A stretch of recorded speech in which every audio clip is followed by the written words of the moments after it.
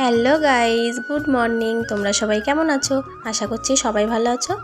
দেখো সকাল সকাল রেডি হয়ে বসেছিলাম, বাইরে হচ্ছিল প্রচুর বৃষ্টি, ডিউটিতে যাব বলে দেখো দাঁড়িয়েছিলাম রেডি হয়ে। এই যে বৃষ্টির মধ্যেও তাও বেরোতেই হলো, বৃষ্টি কিছুতেই থামছিল না। ডিউটি করে বাড়িও চলে এসেছি।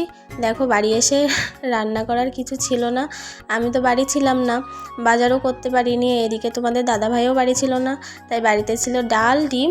তাই জন্য দেখো আলু সিদ্ধ, ডাল করেছি আর ডিম ভাজা করেছি। আজকে দুপুরের লাঞ্চটা আমরা এগুলো দিয়েই করলাম।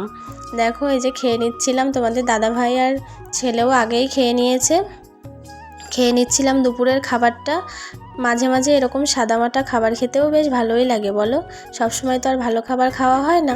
এই দেখো হাটে চলে যাচ্ছিলাম সন্ধেবেলায় বাজার করতে। তোমাদের দাদাভাই গেছিলো ওর কাজে, আর আমি যাচ্ছিলাম দেখো এই যে হাটে বাজার করতে। এই যে হাটে তো পুরো আগুন ধরে গেছে, বনগাঁ হাটে কিছুই নেওয়া যাচ্ছে না, এত প্রচুর দাম কি আর বলবো। দেখো সব কিছুই প্রচুর দাম তাই জন্য দেখো নিয়ে নিচ্ছিলাম সব। সবাই বলো তো এই সবজিটার নাম কি জানো? কমেন্টে জানিও। আর কে কোথার থেকে আমার ভিডিওটা দেখছো কমেন্টে জানিয়ে যেও, ভুলো না কিন্তু। দেখো এই যে বাজার করে নিচ্ছিলাম, আর এখান থেকে নিয়ে নিয়েছিলাম ওই যে শাপলা, আর ওখান থেকে নিয়েছিলাম মোচা। এই দেখো এই ভাজাটা আমাদের বনগাঁর বিখ্যাত। এই যে হাটের এখানে বসে এই কাকুটা, খুব ভালো লাগে, টেস্টি হয়। আর আমার ছেলে তো হাটে গেলেই বলে যে ওই ভাজাটা নিয়ে আসবে। দেখো এই যে ছেলে খেয়ে নিচ্ছিল, আমিও খেয়ে নিচ্ছিলাম এই যে। আর আগে আমরা যখন ছোট ছিলাম, বাবা হাটে যেত যখন, আমরা বসে থাকতাম বাবা হাটের থেকে কখন কি নিয়ে আসবে খাবার খাবো।